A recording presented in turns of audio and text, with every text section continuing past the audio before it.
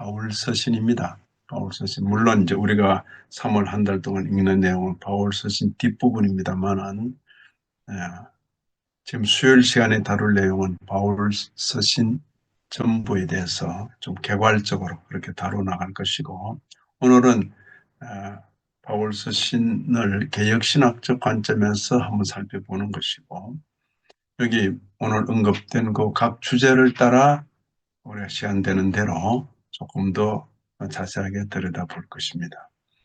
자, 오늘 보시면 바울 서신은 신약 성경의 중요한 부분 그랬죠. 신약 성경 27권 중에서 바울 서신에 포함되는 것이 한 절반 됩니다. 절반. 그죠? 13권은 확실한데 14권째 히브리서는 어떤 분은 이다고 주장하고 어떤 분은 히브리서는 이렇게 생각하는 분이 있습니다. 근데 히브리서까지 포함하면 14권이 되는 것입니다. 초기 기독교 교회를 위한 교리적 실천적 지침을 제시한다. 예, 그러죠. 바울 서신, 로마서에서 빌레몬서까지 13개의 서신. 근데 이제 히브리서를 더하느냐, 그렇지 않느냐. 히브리서에는 누가 썼다 이런 표현이 없어가지고 그렇게 하는 것입니다. 그래서 어떤 분은 히브리서를 바울 서신에 넣기도 한다는 걸 기억하시면 되겠습니다.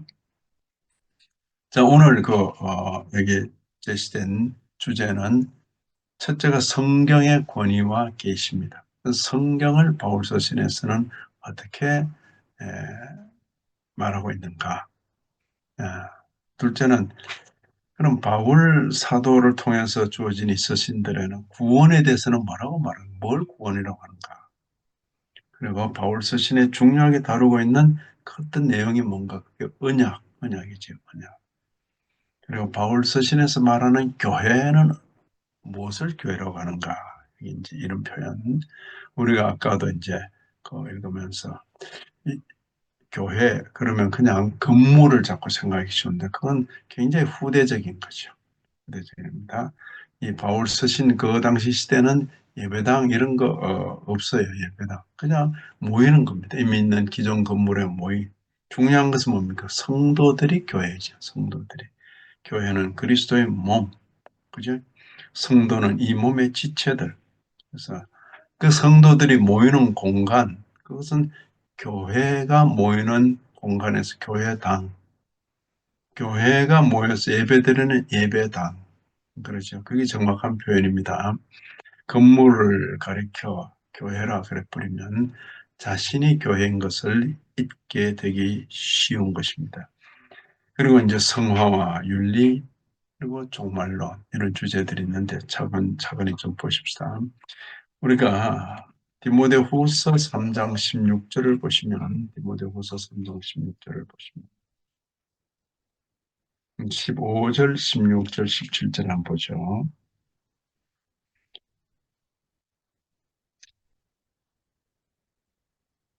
이제 이 성경이 어떤 맥락에서 나오는지 한번 볼까요?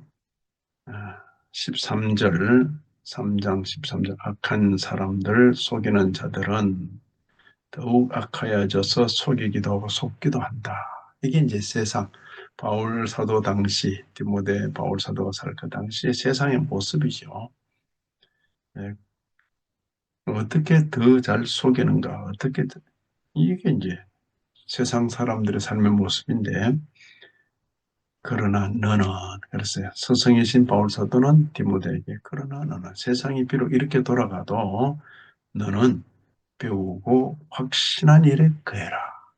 배우고 확신한 일에 거해라. 너는 네가 누구에게서 배운 것을 알며 그랬어요. 지금 이렇게 말하는 바울 사도는 대단한 자부심을 가지고 있죠. 디모데는 나를 통하여 기름을 받았다. 그리고 디모데는 그걸 헐거 자존감으로 가지고 있으라는 것이 너는 네가 누구에게서 배운 것을 알며 그리고 어려서부터 성경을 알았다. 이때 성경은 구약 성경이겠죠. 이 신약을 가리키는 게 아닙니다. 구약 성경이죠. 어려서부터 성경을 알았는데 성경은 능히 너로 하여금 그리스도 예수 안에 있는 믿음으로 말미암아 구원에 이르는 지혜가 있게 하느니라. 성경은 구원에 이르는 지혜가 있게 한다. 됐습니까? 성경은 구원에 이르는 지혜가 있게 한다. 이게 중요하죠.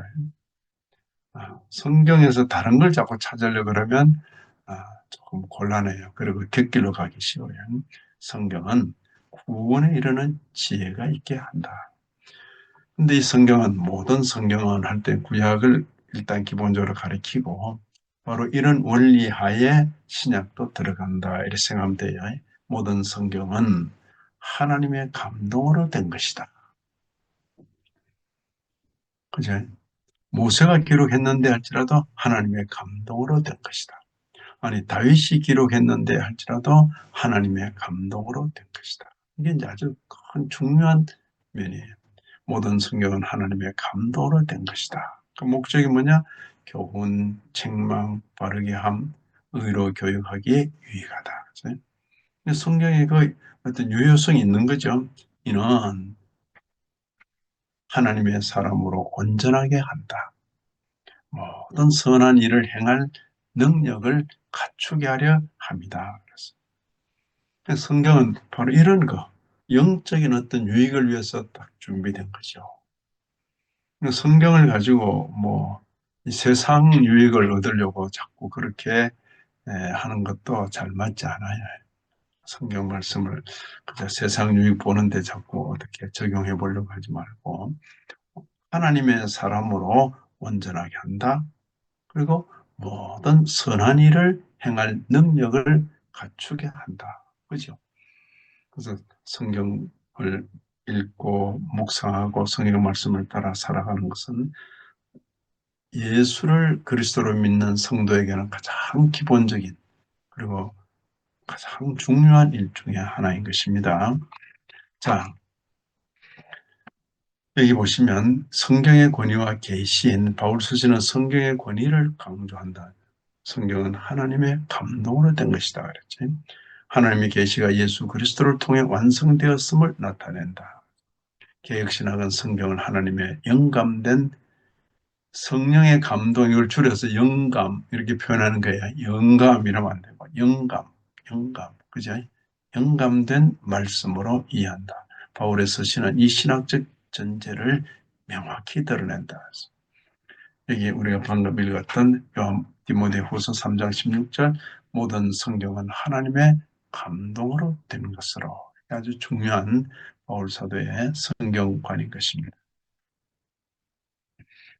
바로 이런 그 원리, 모든 성경은 하나님의 감동으로 되었다 했을 때 이때 모든에 포함된 것은 본래는 그 시기를 봐서는 구약 성경을 가리키죠.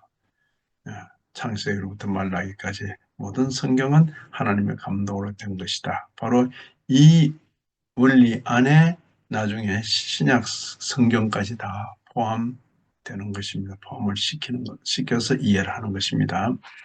자, 이 성경이 우리에게 가르쳐주는 구원은 어떤 구원인가? 특히 바울 서신에서 우리에게 가르쳐주는 구원은 어떤 구원인가? 이제 구원이라는 단어를 써놓고,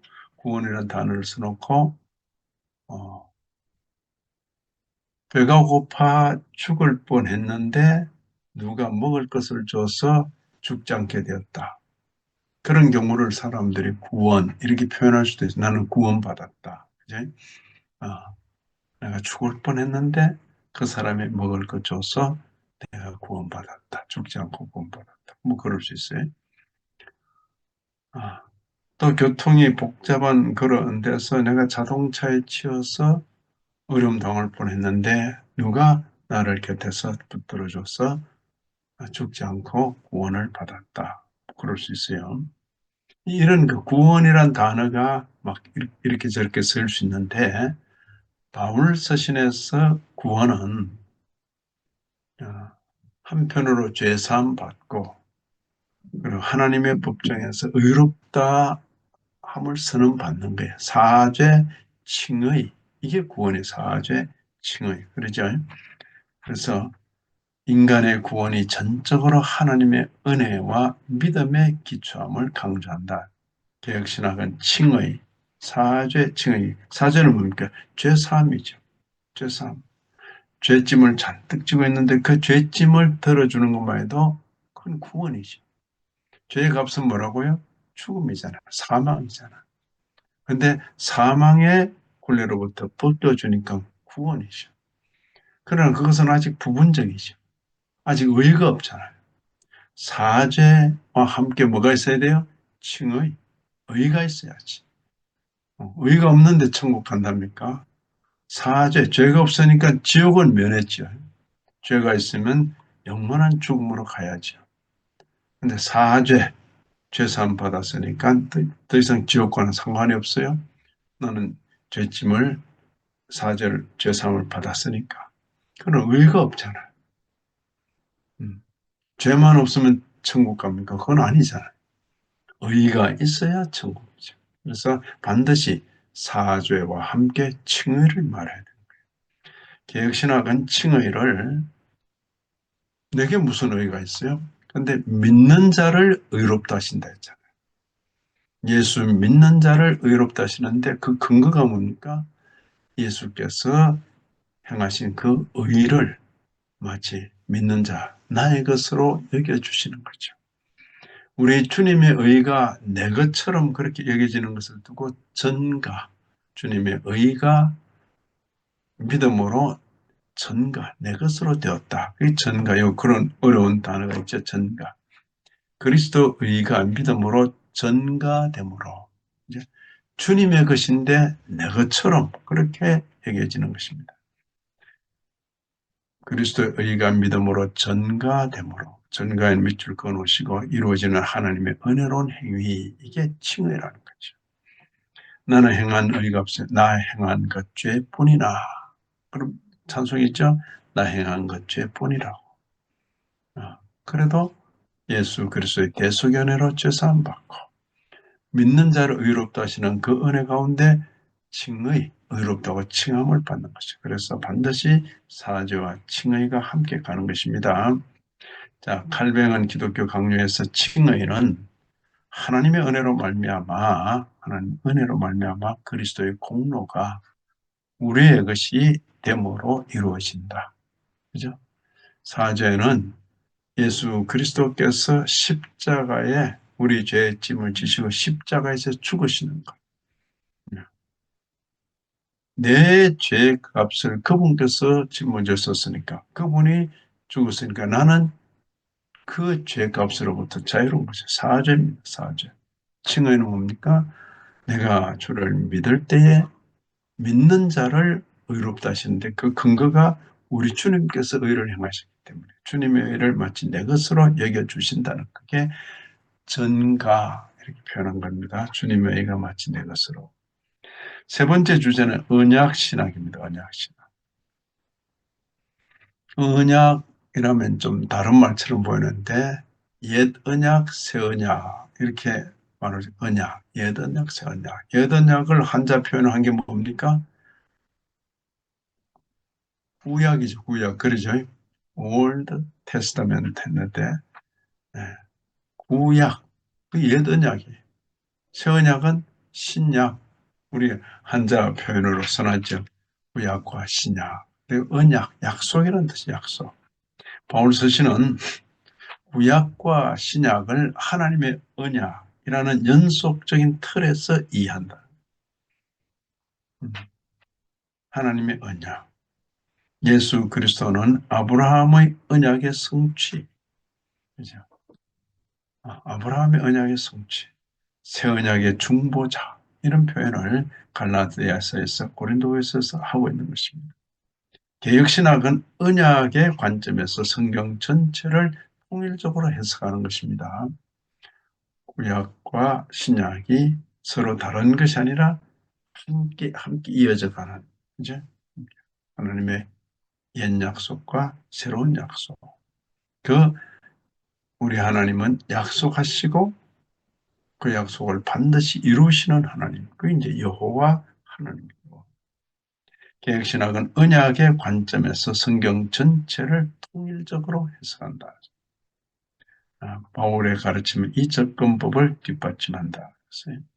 그래서 바울 쓰신 이 서신서의 일반적인 특징이 뭐냐? 서신서는 어, 복음서에 기록된 그 내용들을 그거는 이제 에, 뭐 복음서가 기록되기 전이든 그든 상관이 없어요. 복음서에 기록되는 그 사건들은 벌써 있었던 거죠. 근데 어떤 사건이란 것은 해석을 해주기까지는 맹목과 같아. 마치 눈먼 소경과도 같은 거예요. 오늘날처럼 이 나라가 이렇게 서로 생각이 갈리고 좌우로 나뉘고 이래서 서로 한 사건을 두고도 그 사건에 대한 주장과 생각과 판단이 다르잖아요. 지금 뭐 광화문 일대나 그 헌재가 있는 안국역이나 이 일대로 가면 서로가 의견이 나누어서 지금 한 사건인데 또 동일한 사건인데 서로 입장이 다르죠. 그렇죠? 이처럼 그래서 이제는 어, 뭐 신문에 났다 이래도 어느 신문에 났는데 이렇게 물어야 돼. 방송에 나왔다 이래도 어느 방송에 나왔는데 아니 책에 있더라고요. 어느 책이 누가 썼는 책인데 이렇게 물어야 되는 것입니다. 그렇죠? 무슨 말인가? 예수께서 오셔서 행하시는 그 일들과 그리고 십자가에 달려 죽으심과 부활하시고 성천하시고 한 그 모든 내용들이 이게 무슨 의미냐? 그 내용을 잘 설명을 안 해주면 그건 뭐 그렇죠? 마치 눈먼 소경과도 같다 그 말이 맹목이다 하는 말. 어. 근데 그 복음서의 그 내용, 우리 주님 예수께서 오셔서 사시고 고난받으시고 죽으시고 부활하시고 승천하시고 그 내용들, 복음서에 있는 그 사건들을 그 사건의 영적 의미가 뭔지를 구약 성경을 가지고 잘 설명해 주는 내용들이 서신서죠, 서신. 음. 성경을 읽어가면서 서신서가 참 재밌다고 느껴지면 신앙이 한 차원이 올라가는 거예요. 그전에 이게 뭔 소린가? 그런데 그죠? 서신서를 이해하려면 반드시 뭘 알아야 돼요? 복음서를 알아야지, 그죠? 근데 복음서만 알면 됩니까? 그 복음서에 있는 그 내용들을 서신서가 설명해 주는데 무엇을 가지고 설명해 줍니까? 구약을 가지고 연결해 주죠. 그래서 구약에 대한 지식은 당연히 아는 것이고, 그리고 나사렛 사람 예수에 대한 그 기록이 복음서에 있으니까 그 사건을 잘 설명해 줄 때 이 서신서를 잘 읽으면서 아, 이런 의미로구나. 왜 예수님께서 그때 오셨고, 왜 예수님께서 그렇게 사시고, 또 그렇게 가르치시고, 그렇게 의로운 분이 십자가에 죽으시고, 사흘 만에 부활하시고, 그리고 성천하시고, 그리고 우리에게 주어진 약속이 장차 오시리라, 다시 오시리라. 그 약속이 주어져 있잖아요. 그러니까 이 언약의 관점에서 하나로 쭉 통일되게 보는 것입니다. 구약과 신약을 하나님의 언약이라는 연속적 틀에서 이해한다. 됐습니까? 이제 교회론입니다. 교회론. 교회는 그리스도의 몸. 이게 뭔 소리냐? 그럴 수 있잖아요. 뭐 교회는 그리스도의 몸, 뭔 소리냐? 각 성도죠, 각 성도. 성도는 이 몸의 지체, 그래서. 그죠?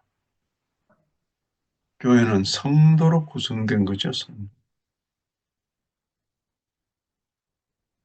교회의 순수성과 질서를 강조하는 것입니다.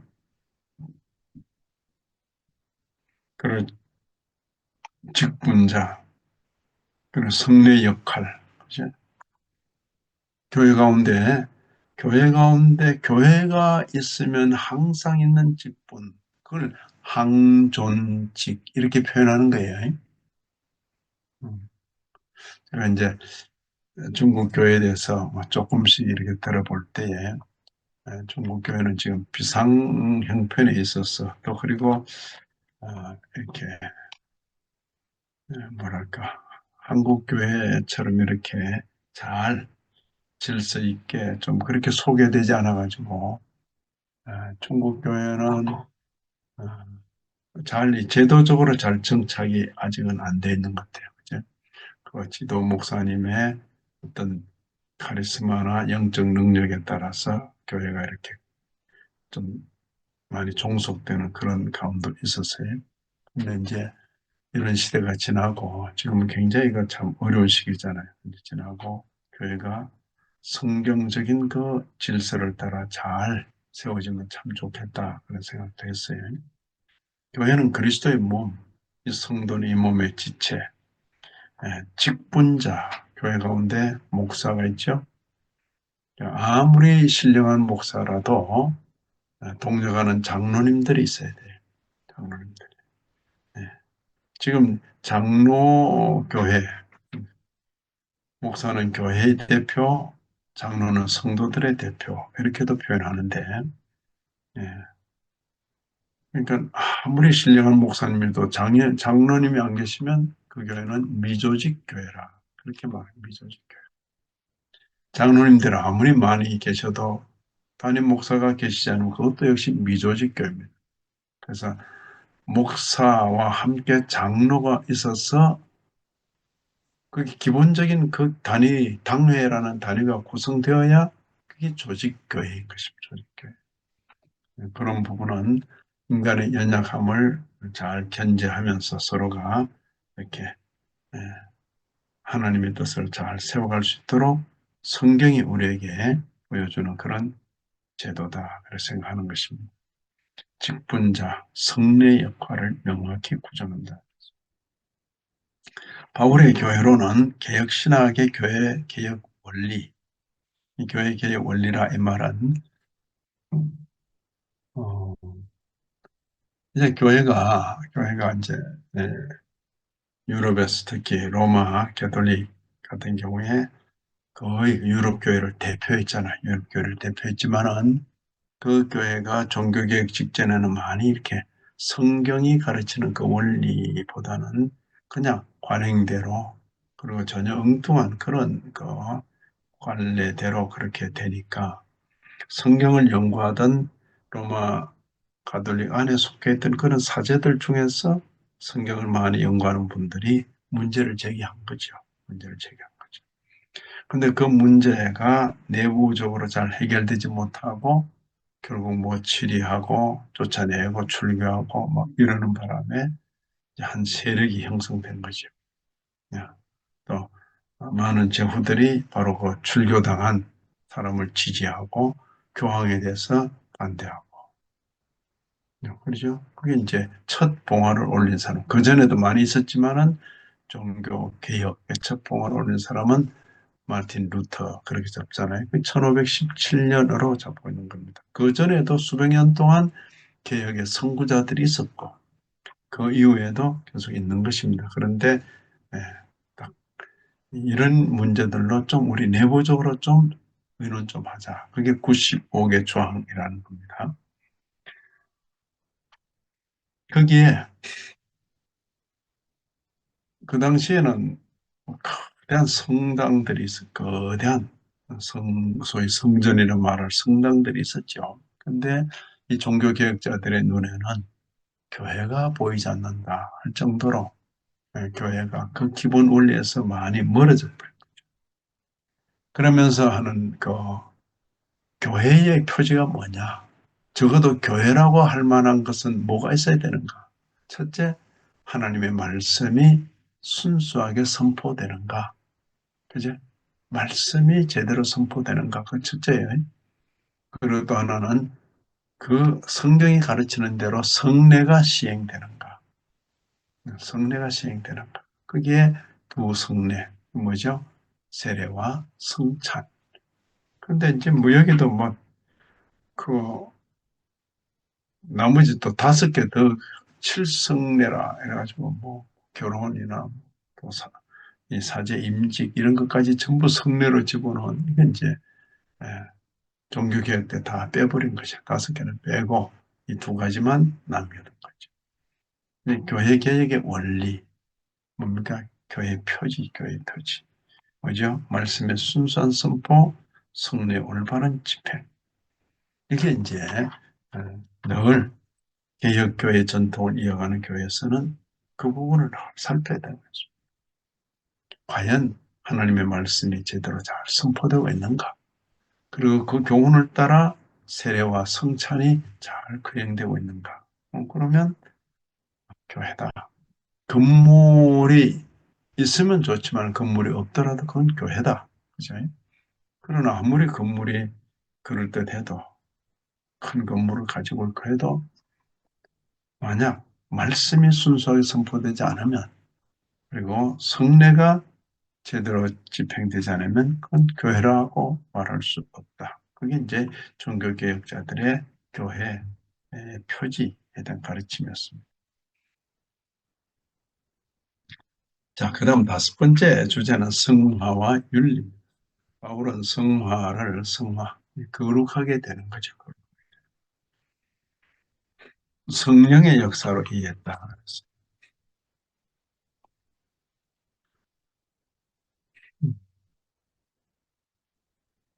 허물과 죄로 죽었던 너희를 살리셨도다.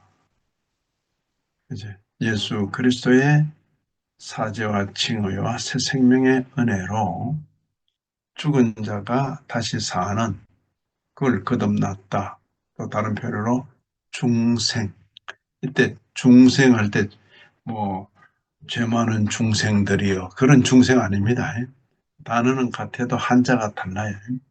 아, 많은 인생들의 무리를 중생들이여 할 때 그때는 무리 중자입니다. 무리 많은 무리들, 많은 사람들 그 중생이죠, 중생. 근데 지금 그 우리가 말하는 거듭났다 할 때는 거듭중, 중복할 때 그 거듭중입니다. 중복. 그 중자는 무거울 중자, 한자가 똑같아요. 무거울 중자, 거듭중, 같아요. 중복. 그죠? 그 중생이란 말은 낳는데 또 낳다 그 소리잖아요. 육체가 태어났는데 영적으로 다시 낳다. 중생이죠, 중생.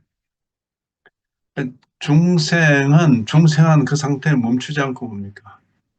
그리스도의 그 성품을 따라 온전한 인격으로 자라가는 것이요. 마치 아이가 태어나서 자라듯이 그걸 성화로 표현하는 것입니다. 바울은 성화를 성령의 역사로 이해했다.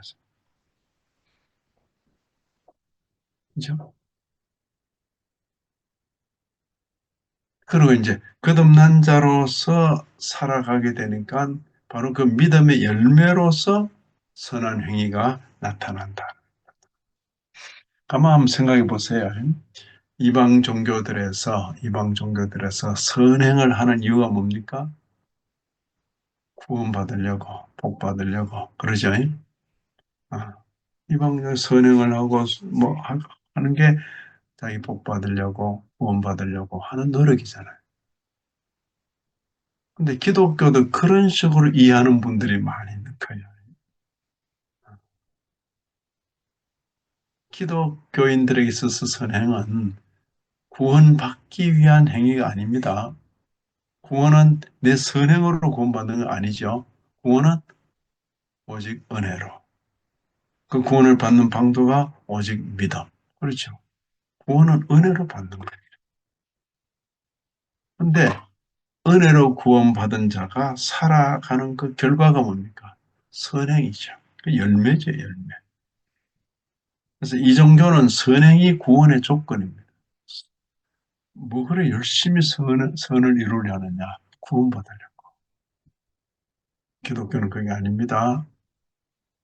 구원받았으니까 우리의 삶에서 선행의 열매를 맺는 것입니다. 선행은 구원의 결과인 것입니다. 이해가 됩니까? 이거 혼돈되면 기독교와 이방 종교 사이에 구분을 잘 못하는 거예요. 그렇죠?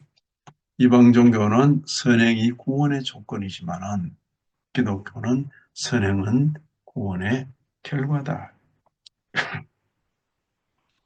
여기 믿음의 열매로서의 선한 행위를 강조한다. 성화는 칭의의 결과이자 구원의 완성으로 향하는 과정. 그지? 사죄, 칭의, 이제 칭의, 의롭다 칭하는. 음. 그러나 이제 갓 태어난 것과도 같다. 성장해야 돼. 성숙돼야 돼. 이게 이제 성화라고 그렇게 표현하는 것입니다. 개혁신학은 성화를 성령의 내주, 이 내주란 말은 내 성령께서 속에 거하신다. 그렇게 성령이 믿는 자의 그 속에서 역사하시는 거죠. 성령의 내주, 그리고 귀로 들은 말씀, 눈으로 읽은 말씀, 그 말씀의 역사로, 성령과 말씀의 역사로 이루어지는 지속적인 변화, 그게 성화다. 성화. 그래서 우리가 저나 여기 함께 계시는 몇몇 분들이 함께 교육을 받은 것은 바로 이면이죠. 네. 성화 구원이라고 표현할 정도로 성화에 대한 많은 강조 또를 우리는 듣고 자란 셈입니다. 성령의 내주, 말씀의 역사로 이루어지는 지속적인 변화, 일생에 걸치는 그거죠. 성장 구원 이렇게도 표현했죠. 자, 이제 마지막 6번째 주제입니다. 종말론. 바울은 그리스도의 재림, 성도의 부활을 중심으로 한 종말론을 제시합니다. 그죠?